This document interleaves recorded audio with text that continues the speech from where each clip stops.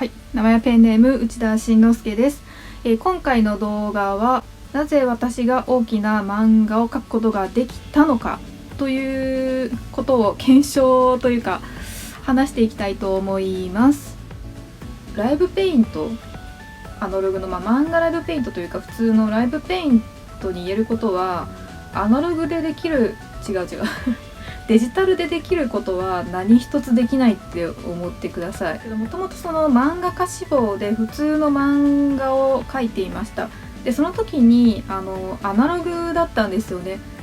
当時そんなにまだデジタルが普及してなくて、そうアナログというか普通に鉛筆とつけペンで原稿用紙で私はずっと描いてたんですね。ライブペイントも一緒でデジタルではないので、その大きな壁にその場でいきなりアナログで描くんですけど、まずそこの漫画家志望をしてた間ずっとそのデジタルじゃなくてアナログで描いてたっていうのがまず第一のポイントかなと思っています。で、私の特徴か分かんないんですけど、漫画描くとか絵を描く人はあるあるかもしれないんですけど、私その作画をする時に原稿用紙をくるくる回さないタイプなんですよ。これ多分癖かだなと思うんですけど、結構他の方とか人によるんですけど、こう線を引く時とかこう原稿用紙をくるくる回して手入れする人とかいるんですけど、私はそれを全然やらなくて、原稿用紙はもう常にこの形でこの固定した状態でずっと描いてたんですよ。特に回すとかなくて、それもすごい大きな要素で、そもそもやっぱりその壁が大きいので、漫画ライブペイントの時は壁が大きいから回すことができないんですよ。なので絶対一定の固定した状態でどんな角度も線を引かないといけないので、私はそのもともと絵を描く時に回すっていう作業をしなかったので、それも普通にできたのかなって思いますね。本当に固定されてるので、もうこのどんだけその引きづらくても工夫してこうやって描いたりこうやって描いたりこうやって描いたりするので、別に私はそれが慣れてたというか、別にそもそもそうやってずっと描いてたからそういうことができたのかなっていうのもまずありますね。これは本当に全然気にしてなかったというか、そういえばって思いました。回すことをしていないっていうのもあります。デジタルだとその人物描いた時にその体に対して顔が小さいなとか思った時にヒュッてピュッてこう修正ができるじゃないですか。こう拡大して調整ができるんですけど、アナログ原稿とか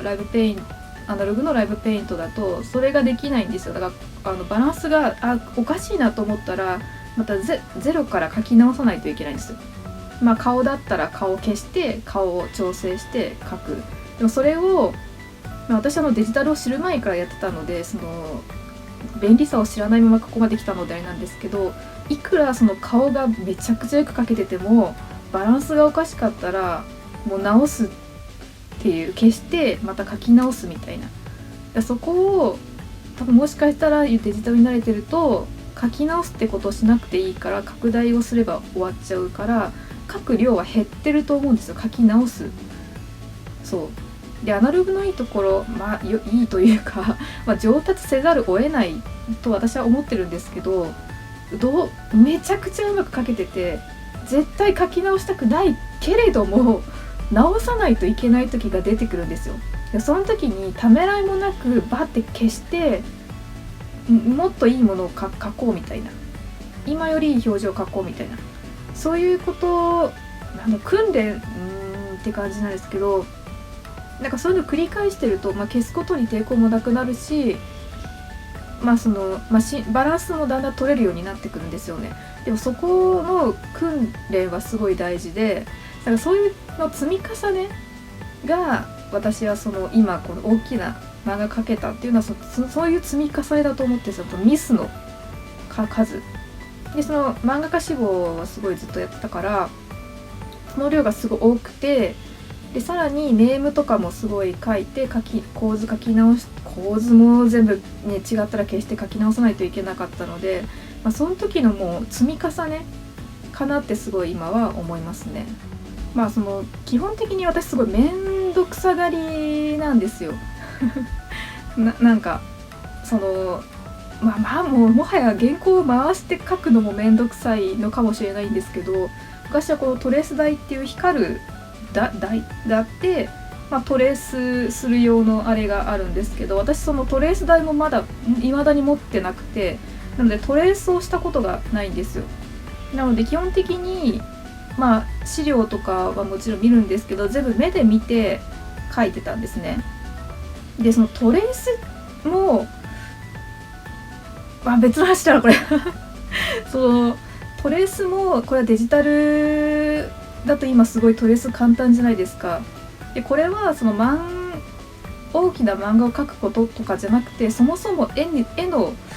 うまく上達への道みたいな話になっちゃうと思うんですけど、最近私その iPad Pro でそのデジタルで作画するようになって、初めてこの間その写真をトレースしたんですよ。フリー素材の写真をトレースして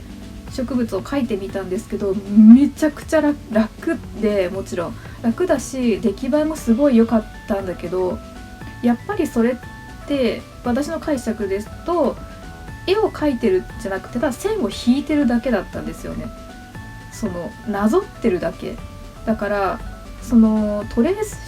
一回トレースしただけでその絵がもう一回描けるかって言ったら全然描けなくて、もう線でしか印象が残ってないんですよ。こういう線を引いてただけ、バラバラの意識だったなって思って、でも私はずっとそれをやってなくて、その写真を目で見て、写すっていうか模写をして練習でやってたりするんですけど、その漫画家志望の時に書いてたんですけど、その時ってやっぱりその構造も理解するじゃないですけど、こういう形だからここがこう丸くなってとか、ここは奥になってるからここはちょっとこうなってるんだなみたいな、考えながら模写する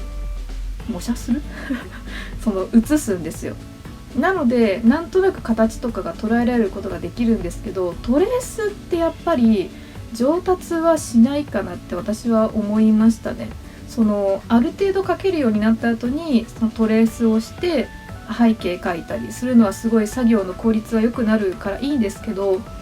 すごい一番初めからそのトレースをしてるだけだと多分絵は上手くならないかなってすごい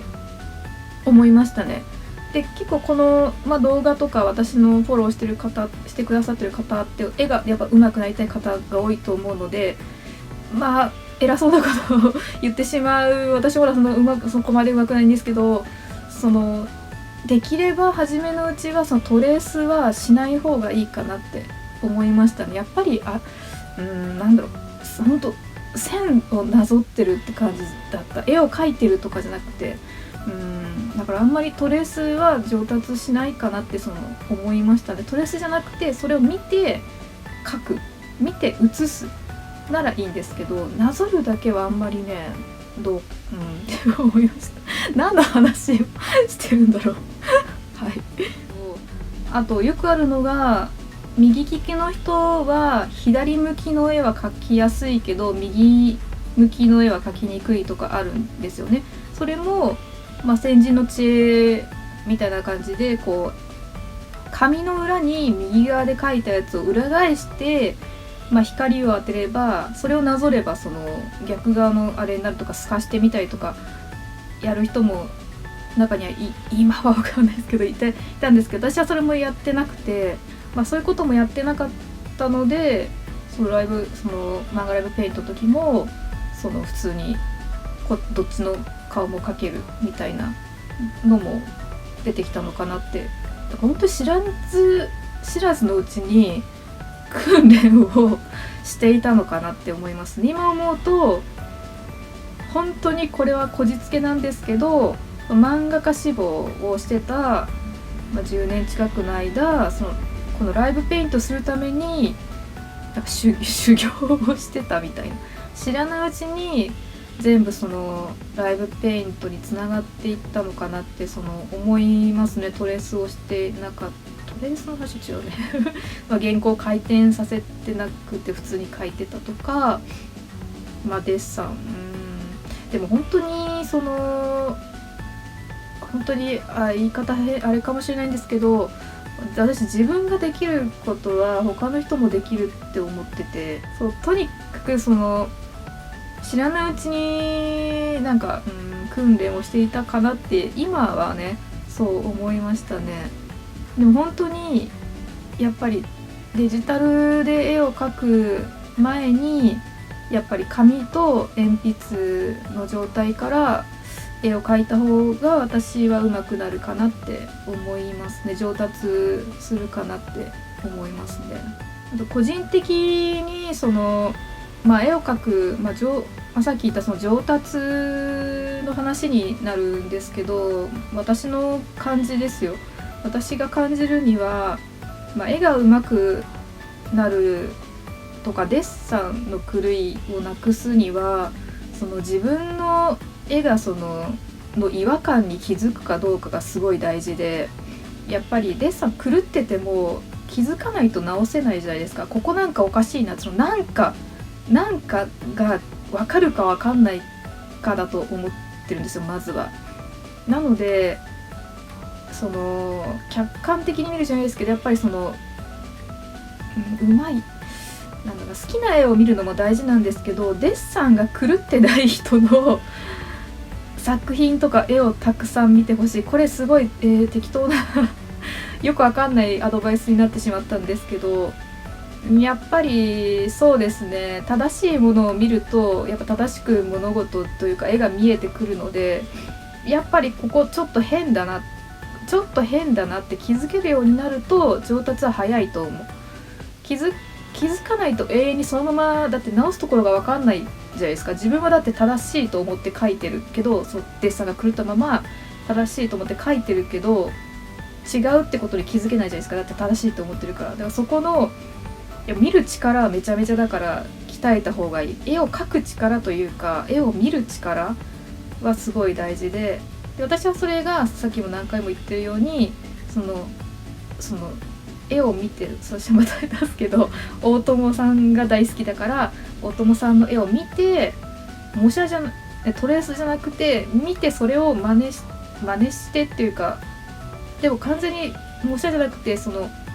参考にしてるけど自分のキャラにしてるというか、ポーズは参考にするけど別にキャラまでは同じにしてないというか、参考に描いてた。で見てそれを描くとやっぱさっきも言ったように構図をだんだん考えるんですよね。なんでこっちの手が後ろに引いてあるからここにパースがかかってるみたいな、こうやった時にこっちのが手前にあってこっちが後ろにあってこっちが前にあるから、ここの距離感でここが短いとかいろいろ考えるようになるんですよね。でそうするとだんだんとパースが取れてくると思う。私も別に本当に何回も言うんですけど、別に絵が上手いというかどんなポーズも描けるわけじゃないんですけど、そういうのは大事にしてほしいかなって思いますね。まず違和感に気づくかどうか、ここちょっと変っていうのに気づくかどうかを私は大事にしてほしいなって思います。ということで、まとめるとなぜ私がこの大きな漫画を描けたかという、まとめると、アナログ原稿でずっと漫画を描いていたからということかなって思います。しかも10年ぐらいかな、漫画家志望だった10年が大きな漫画を描くための修行だったということかなって思いました。はい。だから本当デジタルでずっとやってたらやっぱり描けないですね。便利すぎて拡大縮小もできるし修正も戻れるし、